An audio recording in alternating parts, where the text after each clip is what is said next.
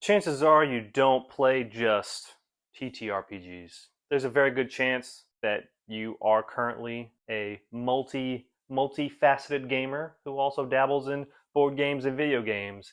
Today, what we're going to talk about is the sacred art of Metroidvanias. Maybe you've heard of them. They're pretty hot right now. They've been hot for quite some time. And we're going to talk about how those aspects have already been influencing your tabletop gaming or can influence them even more than they already have. Let's talk about it. Let's go!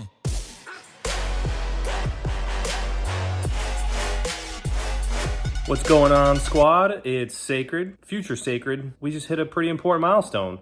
We hit 100 subs, and I appreciate you guys, each and every single one of you, from the bottom of my heart. Seriously, it means the world to me. Back to the video.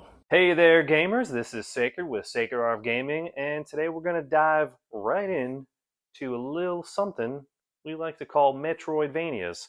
If you're not familiar, a Metroidvania takes concepts from two very popular video game franchises. The first one being Metroid, the second one being Castlevania. Generally, when you think of these games, you're going to think of shooting random walls and hoping that meat falls out. Do you want to bring that into your tabletop game? I know I do. So let's talk about these Metroidvanias, right? And it's not just Metroid and Castlevania, they inspired many other games with those systems that are involved. And what are those systems? Well, let's talk about some of the main ones when you think of a Metroidvania. And this is not to say that you're not already using these in your game. Chances are you are. And if you aren't already, maybe you could be more purposeful with them. You could maybe even have a game that is more like Metroidvania inspired, almost like I've definitely seen some settings in like Savage Worlds that are almost like Super Mario inspired. I feel like there's a route that you could go there for sure. So the big one for me is going to be exploration and the interconnected worlds. So a perfect example, and this does translate a little differently to a tabletop game because the limits that exist in video game do not exist in tabletop gaming. With that said, take these same concepts that are more concrete and then just open them up. So I'm not saying that you should railroad, although railroading in a Metroidvania is kind of funny. It's a crazy railroad.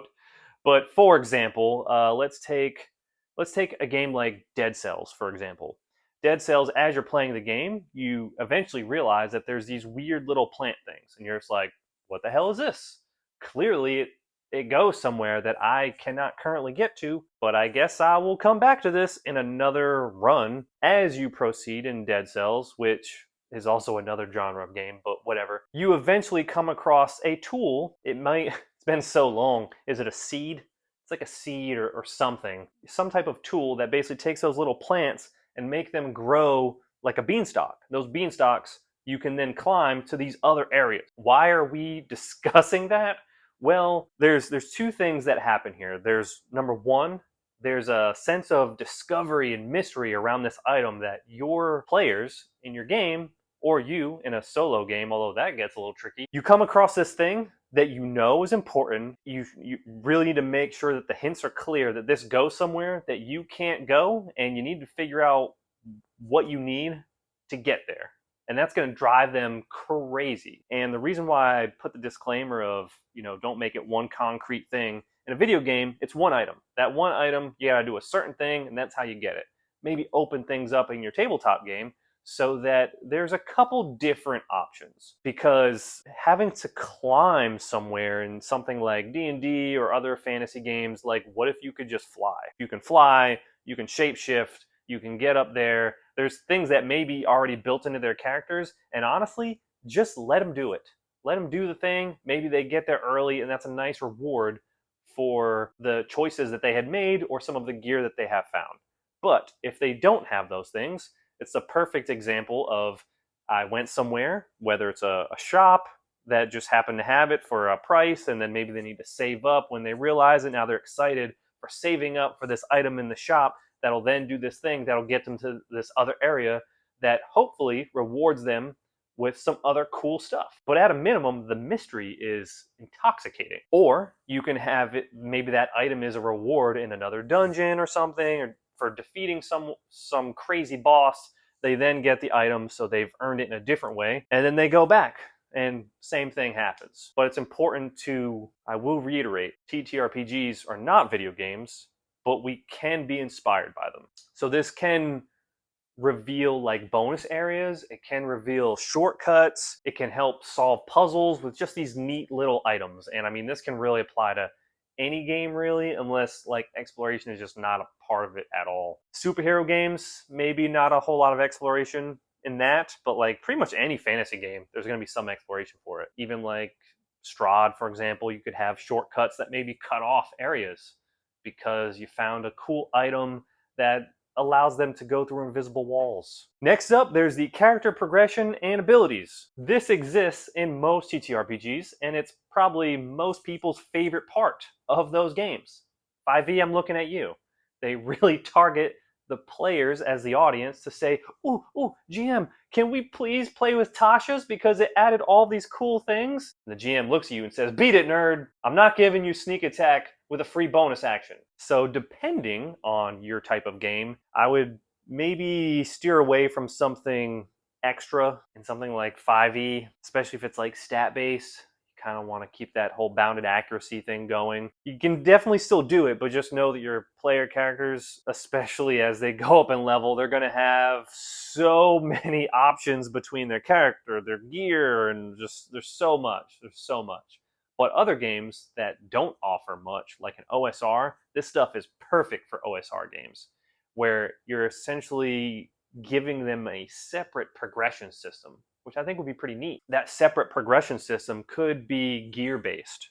So to take something like Metroid, where Samus is constantly getting upgrades to her suit, and of course, she forgets everything and loses everything, and then shows up in the next game, and maybe she's got a very simple gun, and then the gun can then have like a super blast that opens up bigger doors, and then maybe she can roll into a ball, and then maybe she gets like a grappling hook or something and she can pull stuff. Another pretty good example of this, now I think about it, that's more modern, is something like Horizon Zero Dawn. She gets that like grappling hook where she can pull stuff. There's also like these fire plant things that she can stick her staff into, and she's getting, it can be upgrades to one weapon, it could be upgrades to armor, it could be upgrades to the character and their soul and their spirit of some kind through some type of training if they're on some monk time. All great options that could be a nice bonus that's separate. Another good example is something like Blades in the Dark, where they have the red sashes. There's bonus like skills, they don't call them skills, but like the little playbook talents that you have in the little talents that you have on your playbook from Blades in the Dark. There's bonus ones in the back of the book for, like, let's say you became friends with the red sashes, and they're these cool martial artists that use their red sashes and do crazy stuff with it. You can kind of be like them. That's a whole nother thing that you can do in a game that doesn't really focus on that. Think like that. Another concept that already exists in many games, because when I'm thinking of this, I'm mainly thinking of fantasy and sci-fi, and these are applicable to most of those. It's going to be your resource management and backtracking. We already talked about backtracking a little bit with the whole exploration thing. That's kind of just, it doesn't have to feel bad. It can feel good when you get the nice thing that unlocks more stuff. But as far as like resource management goes, that can also apply to like where you can set up camp. As opposed to letting somebody just set up camp anywhere and everywhere. Maybe it's like everything is hostile, and then every now and then you get to these little points where you can rest. So this leads to some strategic decision making that can take place, especially games that are a little bit more focused on survival. Let's take something like Forbidden Lands, for example, where you are concerned about things like food and water, where there's maybe some survival-esque things that you need to maintain, or else stats may go down, you may get sick, etc. That one's a little bit of a reach though, in my opinion. I feel like it's more of like a survival game thing, so moving on. Boss battles and encounter design. Oh my god, so good. This is one of my favorite things to do, and pulling from those type of games is just, man. Don't get me wrong, some of this does exist in games like 5e with the layer actions, but are those really fun and thematic? I mean, sometimes maybe a little bit, but for the most part, they're just kind of annoying. So I think it's important to have something, and this isn't going to apply to every game, but things that have distinct strengths and weaknesses, and maybe even like an AI to them, which is, I think, pretty neat with what Dragonbane does, where the monsters do have an AI. There is a Demon Souls board game that does this very well, where you can, it's very interesting, and it gets a little bit more into wargaming. I don't necessarily suggest you pulling this into your tabletop game, but there's set positions on the actual miniature. It's broken down like this, essentially. So you've got quadrant 1, 2, 3, 4, for example. Maybe on certain turns, the boss is vulnerable on quadrant 1 and quadrant 3 because they just did a left-handed slash that leaves them open right here. So maybe if you attack them after that happens, you're getting additional damage to them. However, maybe if you attack on this, on, quadrants 2 and 4, maybe there's additional defense. Doesn't have to be quite that tactical. It can also be, you could take something like Horizon Zero Dawn, which, man, I want to do that so bad. You apply that to a game and use something like Savage Worlds or Index Card RPG, where Savage Worlds you can target weak points and legs and head, and there's just modifiers that are applied to that. Or in the case of Index Card RPG, there's a concept called clusters, where clusters are really just like multiple characters, essentially, that is one big character. And maybe in the case of taking down something large, maybe you take down its legs and it drops to one knee, and then you can shadow of the Colossus up onto this creature, and maybe it's got a weak point on its head. Things like that. But that's just the boss battle side of it. There's also the encounter, and in my opinion, the environment should be as much in play, if not more, than the boss itself. You should be concerned as to the area, and the area could also have some benefits too. So there could even be some risk and reward. Maybe the water is rising as you're fighting this thing, this boss that does well in water. And maybe you can have characters that are focused on making sure the water does not raise anymore or raises slower, but that takes them out of the battle, and they then need to focus on that. Maybe there's also a chest that will be submerged in the water that's kind of far off. Someone needs to run off from there. Meanwhile, this creature starts to, like, as the water's rising, it's healing. And maybe it gets stronger. Maybe it traverses the area faster. So then there are strategic decisions that need to be made by the player characters. Do we just try and burst them down? Do we think we can burst them down stronger than it can heal or move or get all these crazy bonuses? The thing that's in that chest over there, is it super important? Is it going to help us?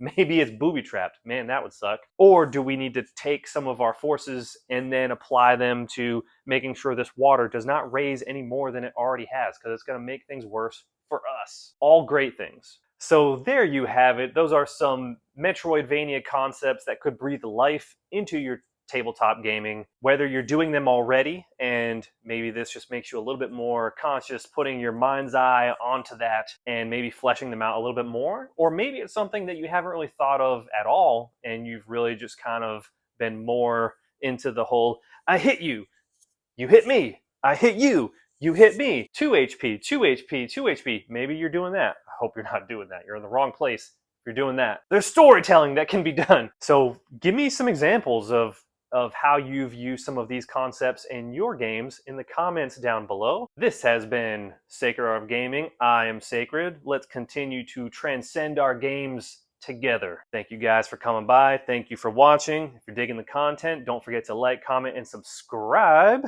And happy gaming. This is Sacred, signing out.